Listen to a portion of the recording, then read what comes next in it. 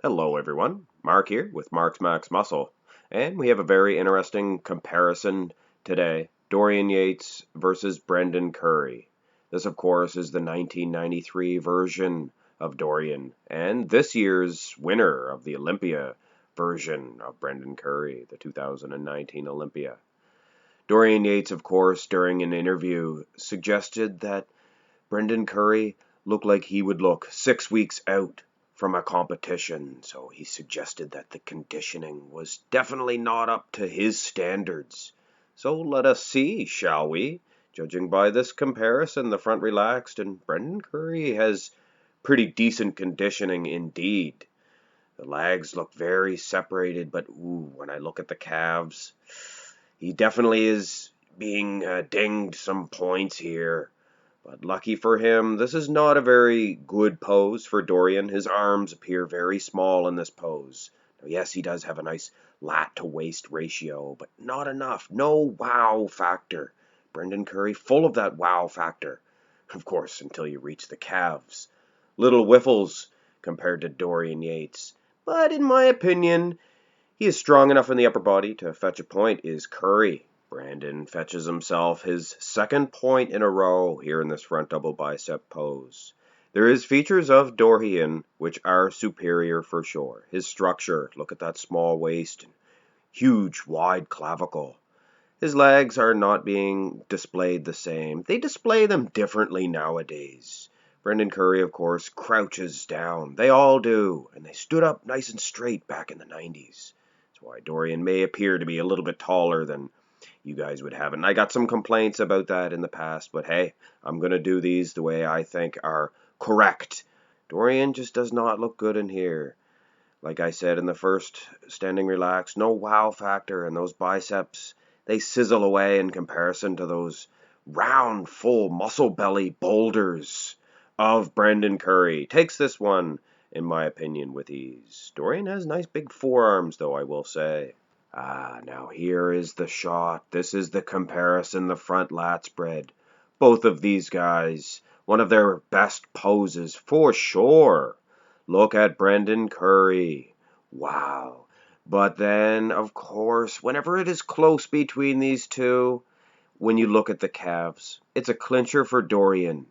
Wow, even from the front, Dorian's big calves are so massive, and poor Brandon a weak point for him. And if we did take the calves out of the equation, I still think Dorian's lats are just too much. See how they wrap around? They almost come right into the rib cage. They look like two great big tumors, I believe Louis Marco suggested. Fantastic. It is close, though. Look at Brendan Curry. His pecs and abs. Everything looks fantastic. It's a close one, I am here to tell you, in the front lat spread. Now, onto the side chest pose, which in my opinion, Dorian Yates just has no business even being on the stage against Curry. Now, of course, there is no calves in this comparison, and that was the fault of Dorian Yates' picture. I couldn't find any decent side chest poses where they displayed his calves, but I think it is enough anyway in the upper body. I never liked Dorian's side chest pose. He is full of world-class shots, but this is not one of them. Brendan Curry taking a demanding lead in this already, ladies and gentlemen. It is 3-1 in his favor. Now on to the side tricep, in which case Dorian Yates, he just magically appears with this massive arm. Most of the shots, his arms appear quite small, but here in the side tricep, nothing doing. I believe it is his massive lat. He is flexing his lat and pushing his arm out up against it and creating this illusion. And if that's not enough, he kicks back that massive calf and just rubs it in them little whiffles of calves of Brendan Curry. Just slams the door closed in his face. But no disrespect meant to Curry. His conditioning, like Dorian Yates had suggested, was in question. In my opinion, his conditioning, as far as the front shots, are right up to par with Dorian. So come on, Dorian. 6 weeks out? I don't know.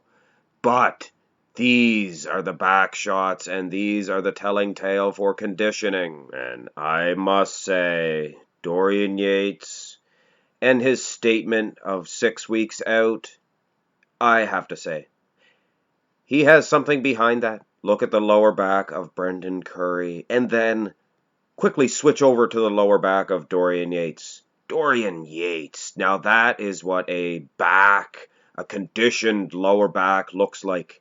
Brendan Curry, in comparison, looks flabby. No disrespect meant to Curry, like I said. And glutes were never really a strong point for Dorian. He never really displayed them. But when you really have a close look here, he appears to be in better condition as far as the glutes are concerned as well. There seems to be a softness of Curry now. Like I said earlier, no disrespect meant to Curry. This is not a hate Curry video. He has the muscle. He's good and wide for sure. And come on, even if it was close between these two, those calves, once again, are locking the door and sealing it. And now in the rear double bicep, that conditioning is even more evident. Look at that lower back of Dorian. That is incredible. Nobody on today's bodybuilding stage could hold a candle to Dorian Yates' conditioning. When he said 6 weeks out, he might as well said 8 weeks out. Dorian Yates. Unreal. Now, a lot of people took that statement as disrespect. But come on, guys, look at this. Look at this comparison. Of course, in the favor of Curry, he is right on par with the musculature of the upper body of Yates. Look at the delts on Curry. Very fantastic. Here in the rear lat spread, and this is a little bit closer, in my opinion. Brendan Curry, this time, more than matching Dorian Yates in the musculature department in those lats. Definitely a better pose for Curry than the rear double bicep, in my opinion now. Of course, when it is ever close between these two, I look at the calves, and Dorian Yates just seems to be just too much for Curry. Come on, Curry, I'd like to give you this one, but I can't. Not in good conscience. Those calves are tremendous of Yates. And on the contrary, those little whiffles of Curry are a weak point. And that weak point is being displayed even here in the ab and thigh shot. Not to mention that razor-sharp conditioning of Dorian Yates in those abs is probably taking a win anyway. Those teardrops in those quads of Dorian are just massive and rock hard, I might add. He usually sticks that calf out and rubs it in the face of his opponents on how huge and massive and vascular his big calves are. Brendan Curry, a little bit embarrassing for him. No disrespect. But he is definitely not getting the point here. Dorian Yates is.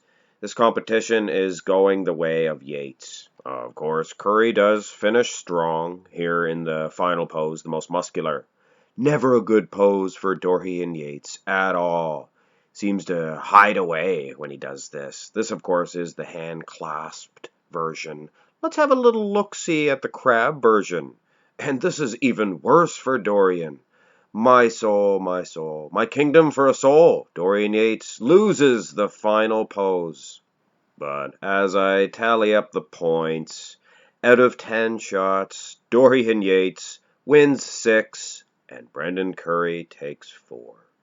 So in my opinion, Dorian Yates would in fact win the Sandow statue if his 1993 version were to be competing today. Now, what does that say? It says this sport of bodybuilding has not evolved at all. But taking all things into consideration, Brendan Curry may be a weak champion. No disrespect meant to him. He does have a Sandow on his mantle.